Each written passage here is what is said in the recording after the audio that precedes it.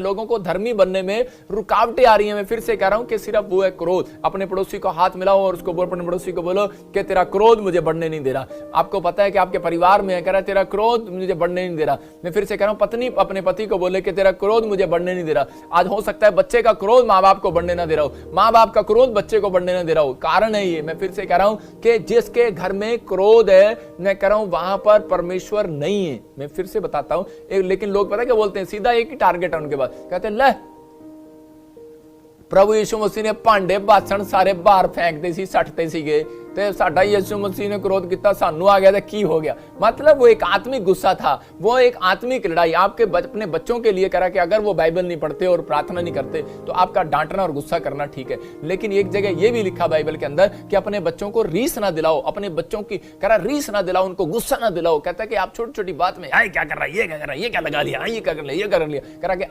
आप छोटी छोटी बातों के अंदर अपने बच्चों को सताते हैं, पति पत्नियों को सताते हैं। कह रहा है कि अगर आज आप छोटी छोटी बातों के अंदर गुस्सा करते हैं तो परमेश्वर का आत्मा काम नहीं करता। मैं कह रहा हूं कि अगर इस बात को ध्यान से सुनना, अगर गुस्सा है, मैं कह रहा हूं उस घर में कभी धन नहीं आएगा। जिस घर में गुस्सा रहता है, पवित्र आत्मा बोलता है, कह रहा हूं उसके बच्चे कभी कामयाब नहीं बनते। पढ़ तो जाते हैं, मैं मानता हूं कि डिग्रियां कर लेते हैं, लेकिन नौकरी नहीं लगती भाई साहब। मैं कह रहा हूं कि क्रोध कह रहा है कि आपके लिए कह रहा है कि खतरनाक है बहुत सारे लोगों के लिए। क्रोध जहां पर है वहां चंगाई नहीं है। कह रहा है क्रोध जहां पर है वहां दुष्ट आत्माएं कह रहा है कि आती और जाती हैं। मैं फिर से कह रहा हूं कि मसीह लोग बोलते हैं ना साढ़े घर था पता 3 टाइम प्रार्थना करते हैं, लेकिन ए गल दसी तुसी कि 3 टाइम गुस्सा भी करते हैं। तो पवित्र आत्मा कह रहा है कि वहां पर दुष्ट आत्माएं आती और जाती हैं। मैं फिर से कह रहा हूं, मैं भी कह रहा हूं कि मसीह लोगों के घर में दुष्ट आत्मा नहीं रह सकती, लेकिन क्योंकि वो जब प्रार्थना करते हैं तो उस समय वो भाग जाती हैं, लेकिन जब वो गुस्सा करते हैं तब वो आ जाती हैं। तो लेकिन यहां पर यही है, कह रहा है कि इस बात के लिए समझना है, कह रहा है कि यहां पर बहुत सारे लोगों ने अब गुस्से के अंदर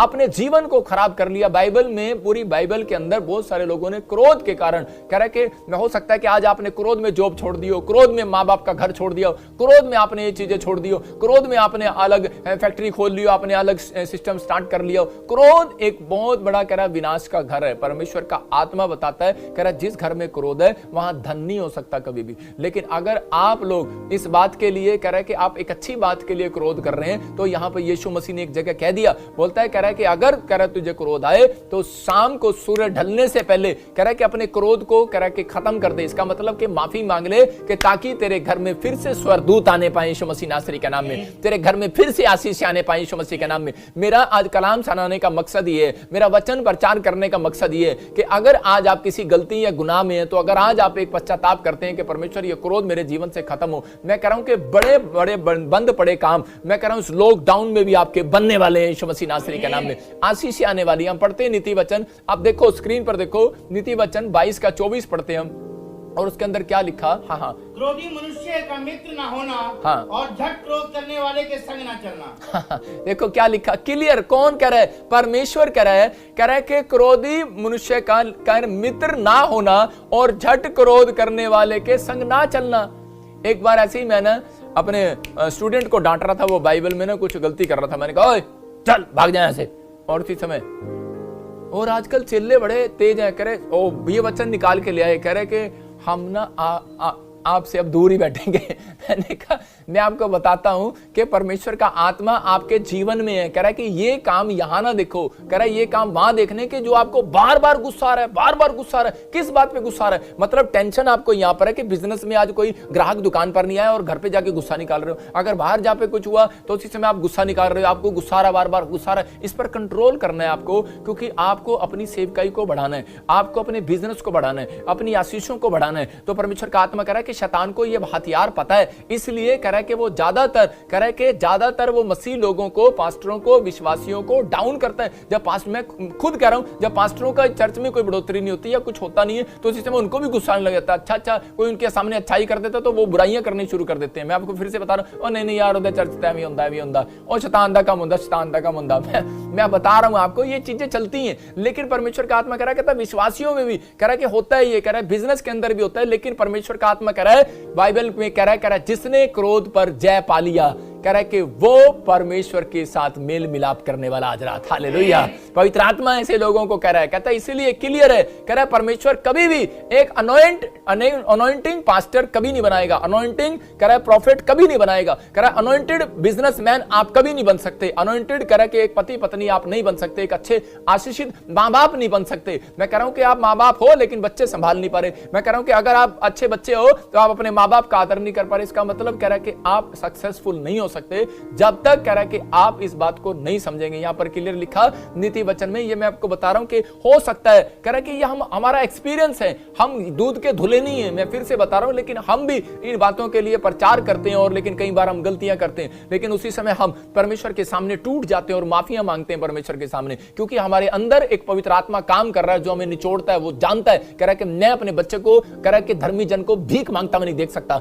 मैं अपने बच्चे को किसी गरीबी के में नहीं देख सकता, किसी हालत बीमारी में नहीं देख सकता। इसलिए पवित्र आत्मा आपके अंदर बैठा है और आपको निचोड़ता है। जब आप अपनी पत्नी को मारते हो या कोई भी व्यक्ति अगर अपने बच्चों को मारता है या कुछ भी करता है, उसके अंदर कुछ होता है। मैं कह रहा हूं कि अगर आज आपके अंदर कुछ हो रहा है तो परमेश्वर आज आपका जीवन फिर से बदलने वाला है यीशु मसीह के नाम में। आपके घर आपकी आशीषें बदलने वाली आज से यीशु मसीह नासरी के नाम में। यहां पर परमेश्वर का आत्मा कह रहा है, फिर से कह रहा है, पढ़ें कि क्रोधी मनुष्य के साथ, हाँ क्रोधी मनुष्य का मित्र ना होना, कह रहा है क्रोधी मनुष्य का मित्र ना होना। अगर आपके बिजनेस में कोई क्रोध करने वाला, बार बार बड़ा गुस्सा करने वाला व्यक्ति है, मैं कह रहा हूं ऐसे व्यक्ति के साथ बिजनेस करना बंद कर दो। हाँ आगे पढ़ें। और झट क्रोध करने वाले के संग ना चलना, झट क्रोध करने वाले के संग ना चलना। बोलता कह रहा है कहीं कह रहा है कि तुम ना फंस जाओ। परमेश्वर का आत्मा कह रहा है क्रोध करने वाले व्यक्ति के साथ 2 कदम नहीं चलता। मैं कह रहा हूं 1 कदम, कह रहा है 1 कदम के बाद अगर उसे पता लग जाता है दूसरा कदम वो नहीं चलता उस व्यक्ति के साथ। परमेश्वर का आत्मा कह रहा है क्रोध वाली मनुष्य के साथ मैं दूसरा कदम नहीं चलता। मैं बताता हूं, एक बार मेरे रिश्तेदार चंडीगढ़ में आ रहे थे तो रास्ते में पुलिस वालों ने उनको पकड़ लिया और उसी समय वो चालान काट दिया उनका, और उसी समय उनको गुस्सा आ गया क्योंकि वो मंत्री खानदान के थे। तो उसी समय और उन्होंने बोला कह रहे तुझे पता नहीं हम कौन है, ये वो उसने उन्होंने फिर मेरी वाइफ ने मुझे फोन पकड़ा दिया और मैंने उसको सीधा बोला, मैंने कहा हेलो, मैंने कहा यार मैं ना पास्टर बजिंदर बोल रहा हूँ। कहता अच्छा सर, हाँ जी। मैंने कहा यार छोड़ दो इसको। कहता नहीं ये बहुत गुस्सा कर रहे थे इसलिए मैंने कहा चालान ही काट दो, इनको बता ही दो। मैंने कहा यार आपको पता है ये मेरे मेंबर हैं और मेरी फैमिली है, आप इनको छोड़ दो। तो मैंने कहा कोई नहीं, इनसे कोई गलती हो गया, सॉरी।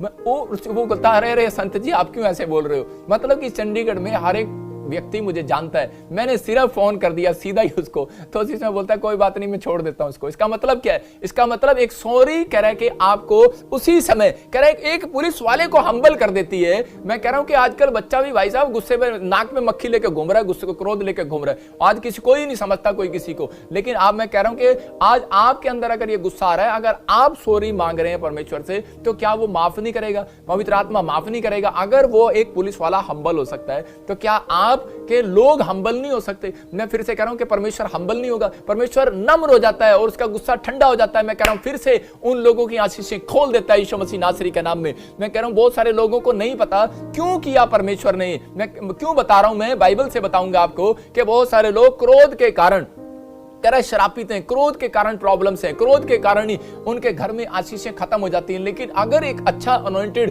पास्टर बनना है, अनॉइंटेड बिजनेसमैन बनना है, मैं कह रहा हूं कि अनॉइंटेड प्रॉफिट बनना है, अगर आपको अपनी जिंदगी में कुछ करना है तो परमेश्वर का आत्मा आपको गिनती के किताब में बता रहा है। नंबर्स में देखते हैं हम 12:3 में वहां पर पढ़ें और देखो क्लियर लिखा वहां पर। हाँ पढ़ेंगे इसको ध्यान से। मूसा पृथ्वी भर के रहने वाले सब मनुष्य में से बहुत अधिक नम्र स्वभाव का था। देखो यहाँ क्या लिखा कि मूसा कह रहा पृथ्वी भर, मतलब पूरी पृथ्वी में से परमेश्वर को कोई नहीं मिला, सिर्फ एक मूसा मिला। और बोलता है कह रहा है कि वो नम्र स्वभाव का था। और जब हम मत्ती 5:5 पढ़ते तो वहां पर क्लियर लिखा कह रहा है कि पृथ्वी पर कह रहा है कि वो अधिकारी होंगे, कौन? कह रहा है जो नम्र होंगे। इसका मतलब कि नम्र व्यक्ति की पूरी दुनिया में एक प्रॉपर्टी हो सकती है। याद रखना, हर स्टेट में, हर डिस्ट्रिक्ट में परमेश्वर आपको रिच पर्सन बना सकता है। कह रहा है कि कौन है वो व्यक्ति? कह रहा है वो नम्र व्यक्ति है, क्योंकि परमेश्वर नम्र लोगों की भेंट लेना पसंद करता है, नम्र लोगों की प्रार्थनाओं को लेना पसंद करता है। परमेश्वर क्रोध से भरे हुए कि मेरा काम नहीं किया, चल कोई नहीं, मेरा काम नहीं बना और चल प्रार्थना में बैठ गया। और मैं कह रहा हूं गुस्से से परमेश्वर काम नहीं करता। बहुत सारे लोगों के जीवन में आज भी ये प्रॉब्लम्स हैं। आज पति पत्नी आपस में लड़ती हैं गुस्से के कारण। आज पति पत्नी आपस में एक दूसरे को स्वभाव से ऐसे बोलते हैं, उत्तर देते हैं। आज हम पढ़ते देखते हो, और यहां पर बाइबल से बताऊंगा आपको कि परमेश्वर ने क्यों ऐसा क्रोध किया। उत्पत्ति के 4 को जो 9 को जब हम पढ़ते हैं तो वहां पर क्लियर लिखा कि एक जगह कैन ने जब अपने भाई की हत्या कर दी, तो उसी समय कैन जब वहां से जा रहा था तो परमेश्वर ने कैन से पूछा, कैन कि तू कहां जा रहा है और तेरा भाई कहां है? कह रहा है कि मैंने कहा ठेका ले लिया उसका। देखो उसका उत्तर देखो, उसका मतलब गुस्से में भरा हुआ, कह रहा है कि मेरे से क्यों पूछ रहा है? सीधा बोलता है, कह रहा है मेरे को क्यों पूछ रहा है, मैं को उसका रखवाला हूं। इसका मतलब क्या? उसके अंदर गुस्सा है। आज बहुत सारे लोग ऐसा ही तो करते हैं, मैंने ठेका ले लिया क्या, मुझे क्या पता। मतलब आज उनके क्वेश्चन के उत्तर इस तरीके से अगर कोई आज कोई पूछता है तो उनको गुस्से के प्रति अगर आप स्वभाव में बता रहे हैं। अपनी जब पत्नी पूछती है कि हाँ जी आज कहां जा रहे हो, तूने क्या लेना, मैं जहां मर्जी जाऊं। आपको बता रहा हूं कि बहुत सारे लोग कह रहे गुस्से के अंदर कह रहे कि जब भर जाते हैं तो परमेश्वर काम करना बंद कर देता है।